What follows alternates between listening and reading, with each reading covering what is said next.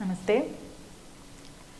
നമുക്ക് നമ്മുടെ 10 ഗണങ്ങളിൽ ധാതുക്കളുടെ ഗണങ്ങളിൽ 5 എണ്ണത്തെ പരിചയപ്പെട്ടു. ബാക്കി 5 എണ്ണം കൂടി പരിചയപ്പെടാം. 6ാമത്തെ ഗണം ഷഷ്ടഗണ, 7ാമത്തത് സപ്തമ, 8ാമത്തത് അഷ്ടമഗണ, 9ാമത്തത് നവമഗണ, 10ാമത്തത് ദശമഗണ.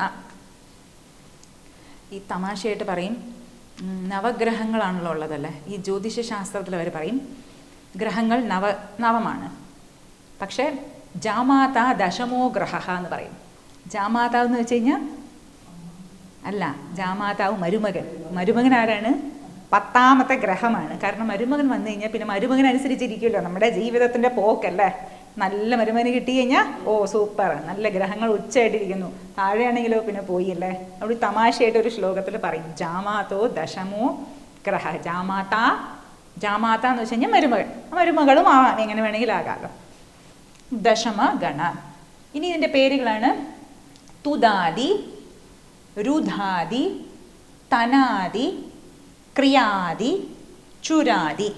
നമ്മൾ കഴിഞ്ഞ ക്ലാസ്സിൽ കണ്ടു ഈ ഗണത്തിൽ വരുന്ന ആദ്യത്തെ ധാതുവിൽ അതിൻ്റെ പേര് കൊണ്ടായിരിക്കും അവർ അറിയപ്പെടുന്നത്. അപ്പോൾ തുദാദിയിൽ തുത് ധാതുവാണ് ഫസ്റ്റ് വരുന്നത്. അപ്പോൾ തുത് ആദി തുദാദി.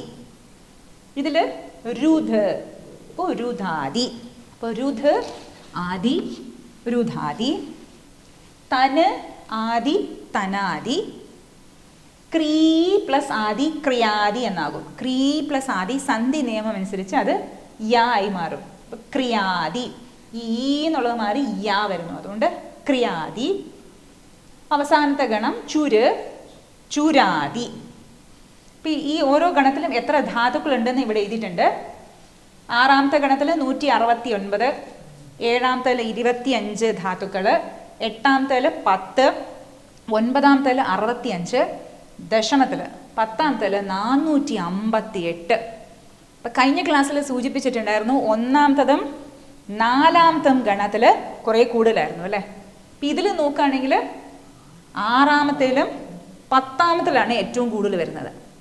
അപ്പം ഈ 1, 4, 6, 10 ഈ 4 ഗണത്തിൽ കൂടി ചേർത്തിട്ടുള്ള ധാതുക്കൾ നമ്മൾ കൂട്ടിക്കഴിഞ്ഞാൽ 1850 എണ്ണം വരുന്നുണ്ട്. അപ്പോൾ ഭൂരിപക്ഷവും ധാതുക്കൾ വരുന്നത് ഈ 4 ഗണങ്ങളിലാണ്.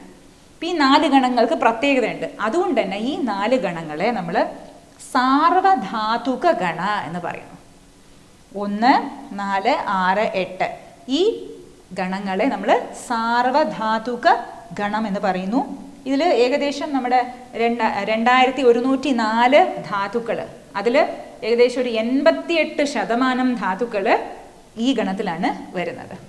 ബാക്കിയുള്ള ധാതുക്കൾ, അതായത് ഈ 1, 4, 6, 8 അല്ലാത്ത ധാതുക്കൾ വരുന്ന ഗണങ്ങൾ കൂടി ചേർന്ന് അതിന് ആർദ്ധ ധാതുക ഗണ എന്ന് പറയുന്നു. അർത്ഥ എന്നുള്ള ആ ഥാണ് ആർദ്ധ ധാതുക ഗണ. ഇപ്പം നമുക്കൊരു സംശയം ഉദിക്കാം, എന്തിനാണ് ഈ ഗണങ്ങളെ പറ്റി പഠിക്കുന്നത്? നമ്മൾ ഈ ഗണങ്ങളെ പറ്റി പഠിക്കുന്നത് എന്തുകൊണ്ടാണ്? അതിൽ ധാതുക്കൾ വരുന്നുണ്ട്. ധാതുക്കൾ എന്തിനെ പറ്റിയിട്ടാണ് പഠിക്കുന്നത്? ധാതുക്കൾ എന്തിൻ്റെ ബേസാണ്? ക്രിയാപദങ്ങളുടെ ബേസാണല്ലോ. അപ്പം ഈ ധാതുക്കൾക്കും ക്രിയാപദങ്ങൾക്കും തമ്മിൽ എന്തോ ഒരു കണക്ഷൻ ഉണ്ടല്ലേ.